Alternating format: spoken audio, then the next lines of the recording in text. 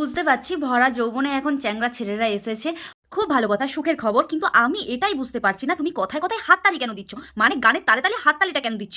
না দিদি, মানে তোমাকেই বলছি যে তুমি তো নাচই করছো, তুমি তো আর ট্রেনে উঠে বাসে উঠে 10 টাকা করে চাইছো না যে তুমি হাততালি মেরে 10 টাকা চাইতে হবে, না হলে কেউ টাকাটা দেবে না। সেরকমই তো কোনো ব্যাপার নেই, তাই না? কিন্তু আমি না অনেক কিছু দেখেছি।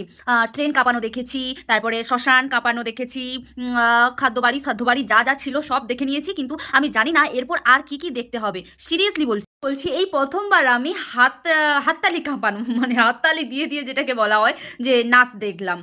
কথা বলি, হরিনাম করলে হাততালি দিয়ে দিয়ে করতে হয় বা করে বা আমিও করি, সেটা ঠিক আছে, কিন্তু এইসব গানে হাততালি দিয়ে দিয়ে এটা ঠিক নয়। হরিনামটা হরিনামের জায়গায় ঠিক আছে, ওটা হাততালি দিয়ে দিয়ে এটা ঠিক আছে, আমি ওটা মানি, ঠিক আছে, কিন্তু এইটা তো একদমই চলবে না। তাই রোস্ট করেছি, তোমরা কিন্তু আবার বলবে না যে হরিনাম মতো করা হয়, কারণ তোমরা বলতেই পারো। তাই আমি না আবার ভালো করে ভিডিওটা দেখার পর রেডি করলাম। জানি না সত্যি আর আমাদের এই চোখে আর কি কি দেখতে হবে।